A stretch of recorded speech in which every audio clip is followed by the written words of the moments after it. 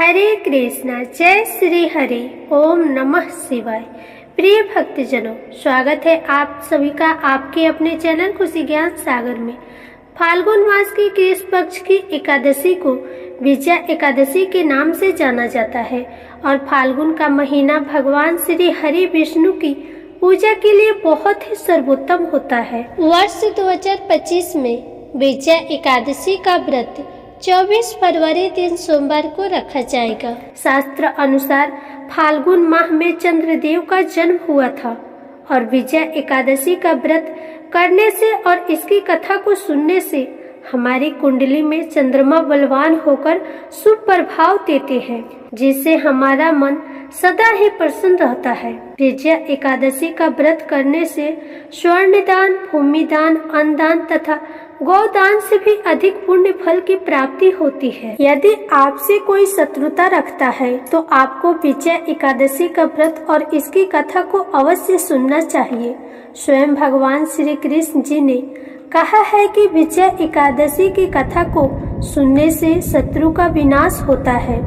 विजया एकादशी के व्रत के प्रभाव से ही प्रभु श्री राम ने लंकापति रावण पर विजय प्राप्त की थी। वहीं द्वापर युग में भगवान श्री कृष्ण जी ने युधिष्ठिर को इस व्रत की महिमा सुनाई थी। इसके बाद पांडवों ने महाभारत के युद्ध में विजय प्राप्ति की थी। ये व्रत अपने भक्तों की हर मनोकामनाओं को पूर्ण करता है और हर प्रकार के सुख, समृद्धि, आरोग्य और अपार धन संपत्ति को देता है। आज के इस वीडियो में हम आपको विजया एकादशी की वही पौराणिक कथा को सुनाएंगे जो ब्रह्मा जी ने नारद जी को सुनाई थी। वीडियो के अंत में आपको बताएंगे कि एकादशी तिथि कब से कब तक है और अगले दिन व्रत का पारण कितने बजे करें। कथा को शुरू करने से पहले आपसे हमारी विनम्र विनती है कि आप हमारे चैनल को सब्सक्राइब अवश्य करें और प्लीज लाइक भी करें।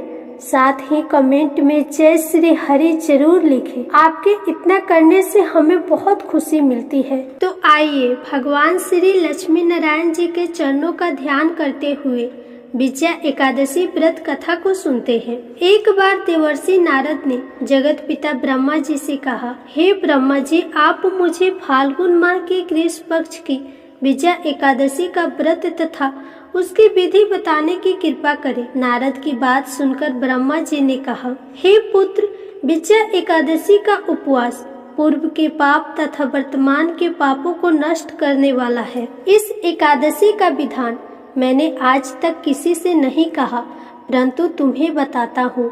ये उपवास करने वाले सभी मनुष्यों को विजय प्रदान करती है। अब श्रद्धा पूर्वक कथा का श्रवण करो। श्री राम को जब 14 वर्ष का वनवास मिला, तब वह भ्राता लक्ष्मण तथा माता सीता सहित पंचवटी में निवास करने लगे। उसी समय में महापापी रावण ने माता सीता का हरण कर लिया। इस दुखद घटना से श्री राम जी तथा लक्ष्मण जी अत्यंत दुखी हुए और सीता की खोज में वन वन भटकने लगे।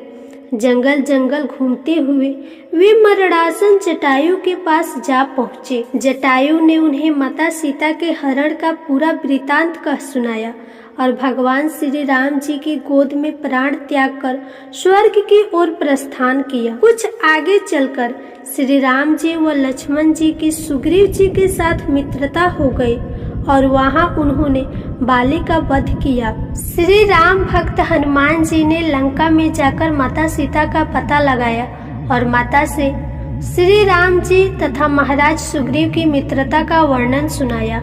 वहां से लौटकर हनुमान जी श्री रामचंद्र जी के पास आए और अशोक वाटिका का सारा वृतांत कह सुनाया। सब हाल जानने के बाद श्री रामचंद्र जी ने सुग्रीव की सहमति से वानरों तथा भालुओं की सेना सहित लंका की तरफ प्रस्थान किया। समुद्र के किनारे पहुंचने पर श्री रामचंद्र जी ने विशाल समुद्र को घड़ियालों से भरा देखकर लक्ष्मण जी से कहा, हे लक्ष्मण, अनेक मगरमच्छों व जीवों से भरे इस विशाल समुद्र को हम कैसे पार करेंगे। प्रभु श्री रामचंद्र जी की बात सुनकर लक्ष्मण जी ने कहा, भ्राताश्री, आप पुराण पुरुषोत्तम आदि पुरुष हैं, आपसे कुछ भी विलुप्त नहीं है। यहाँ से आधा योजन दूर कुमारी द्वीप में वक्दालभ्य मुनि का आश्रम है। वे अनेक नाम के ब्राह्मणों के ज्ञाता हैं। वे ही आपकी विजयों के उपाय बता सकते हैं। अपने छोटे भाई लक्ष्मण जी के वचनों को सुन श्री राम जी वक्दालभ्य मुनि के आश्रम में गए और उन्हें प्रणाम कर एक ओर बैठ गए। अपने आश्रम में श्री राम जी को आया देख महर्षि वक्दालभ्य ने पूछा, हे श्री राम जी, आपने किस प्रयोजन से मेरी कुटिया को पवित्र किया है?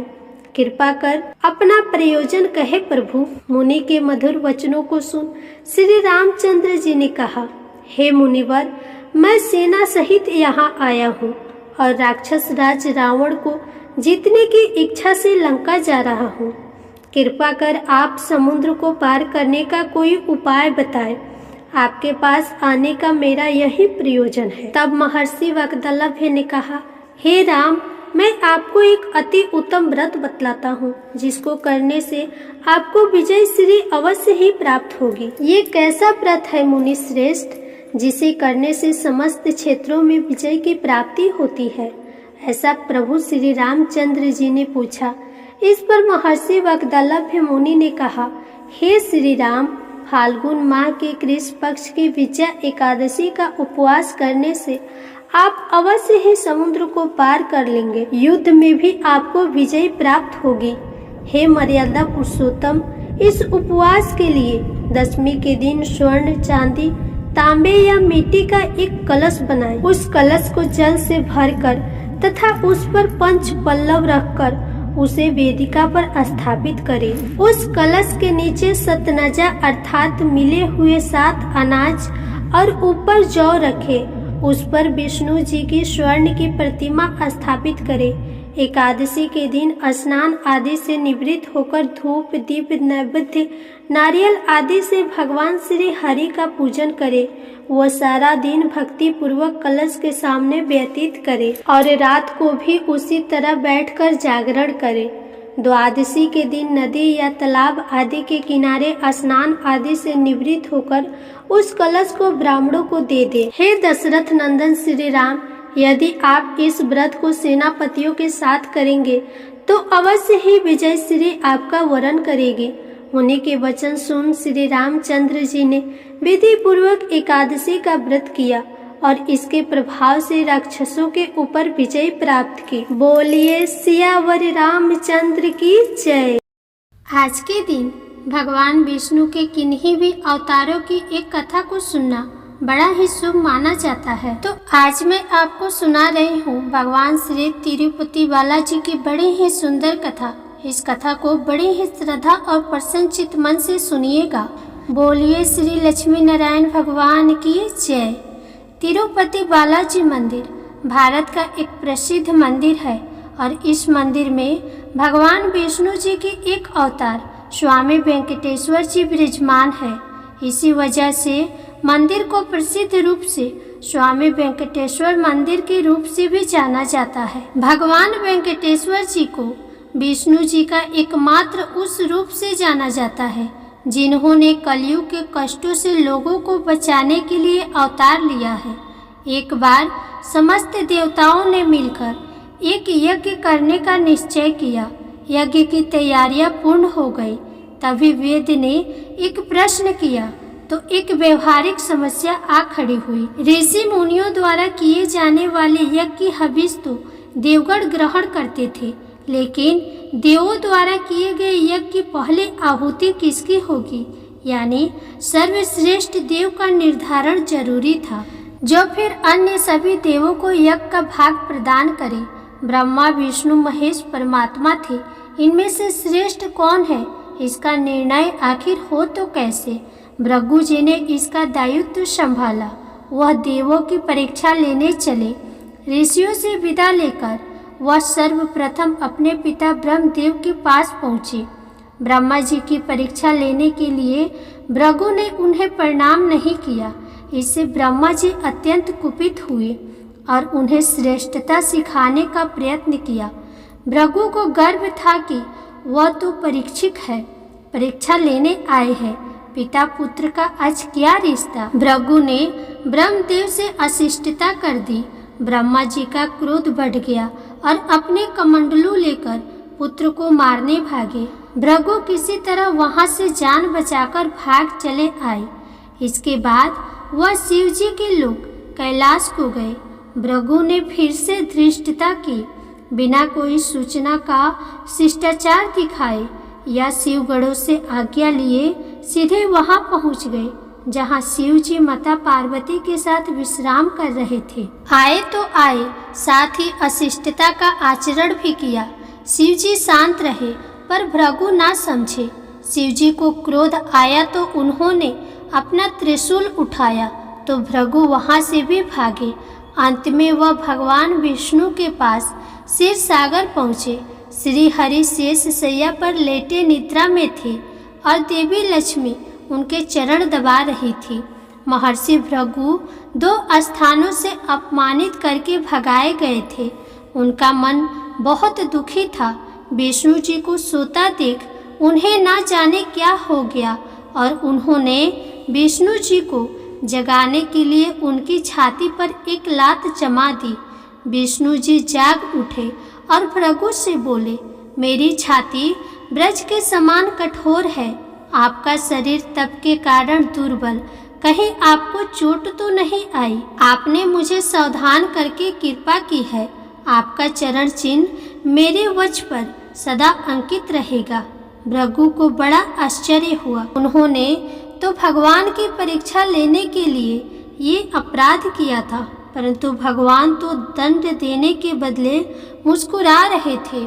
उन्होंने निश्चय किया कि श्री हरि जैसी विनम्रता किसी में नहीं। वास्तव में विष्णु जी ही सबसे बड़े देवता है। भृगु जी ने लौटकर सभी ऋषियों को पूरी घटना सुनाई। सभी ने एक मत से यह निश्चय किया कि भगवान विष्णु को ही यज्ञ का प्रधान देवता समझकर मुख्य भाग दिया जाएगा। लक्ष्मी जी ने भृगु को अपने पति की छाती पर लात मारते देखा तो उन्हें बड़ा क्रोध आया, परंतु उन्हें इस बात पर क्षोभ भी था कि श्री हरि ने उदंड को दंड देने के स्थान पर उल्टे चरण पकड़ लिए और क्षमा मांगने लगे। क्रोध से तमतमाई महालक्ष्मी को लगा कि वह जिस पति को संसार का सबसे शक्तिशाली समझती है वह तो निर्बल है। यह धर्म की रक्षा करने के लिए अधर्मियों एवं दुष्टों का नाश कैसे करते होंगे। महालक्ष्मी ग्लानि से भर गई और मन श्री हरि से उचट गया। उन्होंने श्री हरि और बैकुंठ लोक दोनों के त्याग का निश्चय कर लिया। स्त्री का स्वाभिमान उसके स्वामी के साथ बंधा होता है। उनके समक्ष कोई स्वामी पर प्रहार कर गया और स्वामी ने उसका प्रतिकार भी नहीं किया। ये बात मन में कौंधती रही। ये स्थान वास के योग्य नहीं, पर त्याग कैसे करे? श्री हरि से ओझल होकर रहना कैसे होगा? महालक्ष्मी उचित समय की प्रतीक्षा करने लगी। श्री हरि ने हिरण्याक्ष के कोख से मुक्ति दिलाने के लिए वराह अवतार लिया और दुष्टों का संहार करने लगे। महालक्ष्मी के लिए ये समय उचित लगा। उन्होंने बैकुंठ का त्याग कर दिया और पृथ्वी पर एक वन में तपस्या करने लगी। तप करते करते उन्होंने अपना शरीर छोड़ दिया। विष्णु जी वराह अवतार का अपना कार्य पूर्ण कर बैकुंठ लौटे तो महालक्ष्मी नहीं मिली। वह उन्हें खोजने लगे। श्री हरि ने उन्हें तीनों लोकों में खोजा, किंतु तप करके माता लक्ष्मी ने भ्रमित करने की अनुपम शक्ति प्राप्त कर ली थी। उसी शक्ति से उन्होंने श्री हरि को भ्रमित रखा। आखिर श्री हरि को पता लग ही गया, लेकिन तब तक वह शरीर छोड़ चुकी थी। दिव्य दृष्टि से उन्होंने देखा कि लक्ष्मी जी ने चोल राज के घर में जन्म लिया है। श्री हरि ने सोचा कि उनकी पत्नी ने उनका त्याग सामर्थ्यहीन समझने के भ्रम में किया है, इसलिए वह उन्हें पुनः प्राप्त करने के लिए अलौकिक शक्तियों का प्रयोग नहीं करेंगे। महालक्ष्मी ने मानव रूप धारा है तो अपनी प्रिय पत्नी को प्राप्त करने के लिए वह भी साधारण मानवों के समान व्यवहार करेंगे और महालक्ष्मी जी का हृदय और विश्वास जीतेंगे। भगवान ने श्रीनिवास का रूप धरा और पृथ्वी लोक पर चोल नरेश के राज्य में निवास करते हुए महालक्ष्मी जी से मिलने के लिए उचित अवसर की प्रतीक्षा करने लगे। राजा आकाश राज निसंतान थे। उन्होंने सुखदेव जी की आज्ञा से संतान प्राप्ति यज्ञ किया। यज्ञ के बाद यज्ञशाला में राजा को हल जोतने को कहा गया। राजा ने हल जोता तो हल का फल किसी वस्तु से टकराया। राजा ने उस स्थान को खोदा तो एक पेटी के अंदर सहस्त्रदल कमल पर एक कन्या विराज रही थी। वह महालक्ष्मी जी थी। राजा के मन की मुराद पूरी हो गई थी, क्योंकि कन्या कमल के फूल में मिली थी। इसलिए उनका नाम रखा गया पद्मावती। पद्मावती नाम के अनुरूप ही रूपवंती और गुणवंती थी। साक्षात लक्ष्मी जी का अवतार पद्मावती विवाह के योग्य हुई। एक दिन वह बाग में फूल चुन रही थी। उस वन में बालाजी यानी कि श्रीनिवास जी आखेट के लिए आए थे। उन्होंने देखा कि एक हाथी एक युवती के पीछे पड़ा है और उसे डरा रहा है। राजकुमारी के सेवक भाग खड़े हुए। श्रीनिवास जी ने तीर चलाकर हाथी को रोका और पद्मावती की रक्षा की। श्रीनिवास और पद्मावती ने एक दूसरे को देखा और एक दूसरे पर मोहित हो गए। दोनों के मन में परस्पर अनुराग पैदा हुआ, लेकिन दोनों बिना कुछ कहे अपने अपने घर वापस लौट गए। श्रीनिवास जी घर तो लौट आए, लेकिन मन पद्मावती में ही बस गया। वह पद्मावती का पता लगाने के लिए उपाय सोचने लगे। उन्होंने ज्योतिषी रूप धरा और भविष्य वाचने के बहाने पद्मावती को ढूंढने निकले। धीरे धीरे ज्योतिषी श्रीनिवास की ख्याति पूरे चोल राज्य में फैल गई। पद्मावती के मन में भी श्रीनिवास के लिए प्रेम हुआ था। वह उनसे मिलने को व्याकुल थी, किंतु कोई पता ठिकाना न होने के कारण उनका मन चिंतित था। इस चिंता और प्रेम विरह में उन्होंने भोजन श्रृंगार आदि का त्याग कर दिया। इसके कारण उनका शरीर कृशकाय होता चला गया। राजा से ही पुत्री की ये दशा देखी नहीं जा रही थी। वह चिंतित थे। ज्योतिषी की प्रसिद्धि की सूचना राजा को भी हुई। राजा ने ज्योतिषी श्रीनिवास को बुलाया और सारी बात बताकर अपनी कन्या की दशा का कारण बताने को कहा। श्रीनिवास राजकुमारी का हाल समझने पहुँचे तो पद्मावती को देखकर प्रसन्न हो गए। उनका उपक्रम सफल रहा। उन्होंने पद्मावती का हाथ अपने हाथ में लिया। कुछ देर तक पढ़ने का स्वयं करने के बाद बोले, महाराज, आपकी पुत्री प्रेम के विरह में जल रही है। आप इनका शीघ्र ही विवाह कर दें तो स्वस्थ हो जाएंगे। पद्मावती ने अब श्रीनिवास की ओर देखा। देखते ही पहचान लिया। उनके मुख पर प्रसन्नता के भाव आए और वह हंसी। काफी दिनों बाद पुत्री को प्रसन्न देख राजा को लगा कि ज्योतिषी का अनुमान बिल्कुल सही है।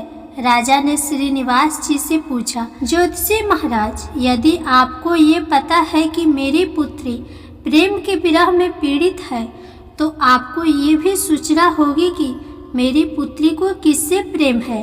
उसका विवाह करने को मैं तैयार हूँ। आप उसका परिचय दें। श्रीनिवास जी ने कहा, आपकी पुत्री एक दिन वन में फूल चुनने गई थी। एक हाथी ने उन पर हमला किया तो आपके सैनिक और दासियां भाग खड़ी हुई। राजकुमारी के प्राण एक धनुधर ने बचाए थे। राजा ने कहा कि हाँ, मेरे सैनिक ने बताया था कि एक दिन ऐसी घटना हुई थी।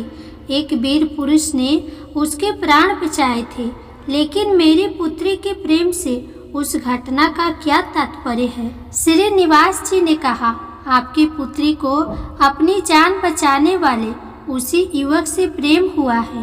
राजा के पूछने पर श्रीनिवास जी ने कहा, वो कोई साधारण युवक नहीं है, बल्कि शंख चक्रधारी स्वयं भगवान विष्णु है।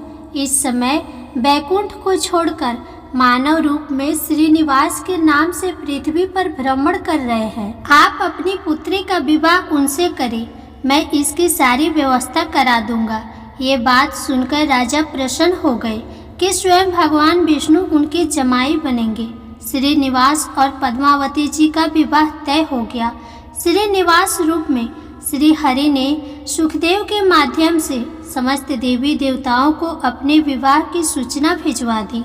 सुखदेव की सूचना से सभी देवी देवता अत्यंत प्रसन्न हुए। सभी देवी देवता श्रीनिवास जी से मिलने और बधाई देने पृथ्वी पर पहुँचे, परंतु श्रीनिवास जी को खुशी के बीच एक चिंता भी होने लगी।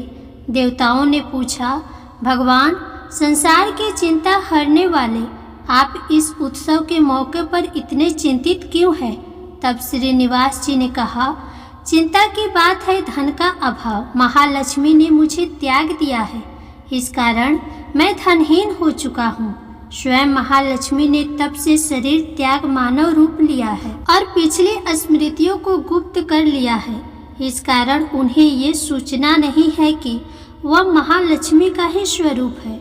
वह तो स्वयं को राजकुमारी पद्मावती ही मानती है। मैंने निर्णय किया है कि जब तक उनका प्रेम पुनः प्राप्त नहीं करता, अपनी माया का उन्हें आभास नहीं कराऊंगा। इस कारण मैं एक साधारण मनुष्य का जीवन व्यतीत कर रहा हूँ। राजा की पुत्री से शादी करने और घर बसाने के लिए धन, वैभव और ऐश्वर्य की जरूरत है। वह मैं कहाँ से लाऊं? स्वयं नारायण को धन की कमी सताने लगी। मानव रूप में आए प्रभु को भी विवाह के लिए धन की आवश्यकता हुई। यही तो ईश्वर की लीला है। जिस रूप में रहते हैं उस रूप की योनि के सभी कष्ट सहते हैं। श्री हरि विवाह के लिए धन का प्रबंध कैसे हो, इस बात से चिंतित है। देवताओं ने जब यह सुना तो उन्हें आश्चर्य हुआ। देवताओं ने कहा, कुबेर आवश्यकता के बराबर धन की व्यवस्था कर देंगे। देवताओं ने कुबेर का आवाहन किया तो कुबेर जी प्रकट हुए। कुबेर ने कहा, ये तो मेरे लिए प्रसन्नता की बात है कि आपके लिए मैं कुछ कर सकूं। प्रभु, आपके लिए धन का तत्काल प्रबंध करता हूँ। कुबेर का कोप आपकी कृपा से ही रक्षित है। तब श्री हरि जी ने कुबेर जी से कहा, यक्षरायुष, आपको भगवान भोलेनाथ ने जगत और देवताओं के धन की रक्षा का दायित्व सौंपा है। उसमें से धन मैं अपनी आवश्यकता के हिसाब से लूँगा, लेकिन मेरी एक शर्त है। ये सुनकर सभी देवता आश्चर्य में पड़ गए। श्री हरि ने कहा, ब्रह्मा जी और शिव जी साक्षी रहे। कुबेर से धन ऋण के रूप में लूँगा, जिसे भविष्य में ब्याज सहित चुकाऊंगा। श्री हरि की बात से कुबेर समेत सभी देवता विस्मय में एक दूसरे को देखने लगे। कुबेर बोले, भगवान, मुझसे कोई अपराध हुआ तो उसके लिए क्षमा कर दें, पर ऐसी बात ना कहें। आपकी कृपा से विहीन होकर मेरा सारा कोष नष्ट हो जाएगा। श्री हरि ने कुबेर को निश्चिंत करते हुए कहा, आपसे कोई अपराध नहीं हुआ है।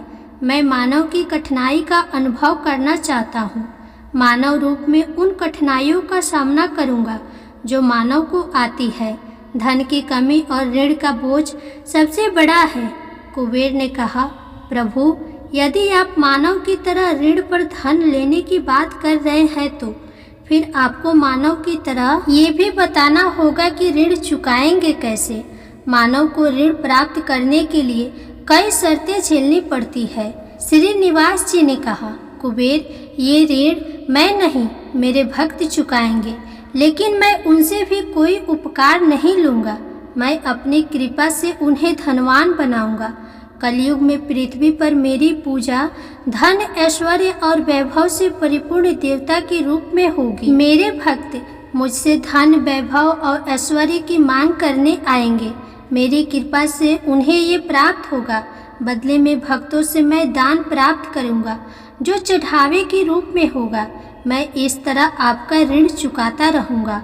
कुबेर जी ने कहा, भगवान, कलयुग में मानव जाति धन के विषय में बहुत विश्वास के योग्य नहीं रहेगी।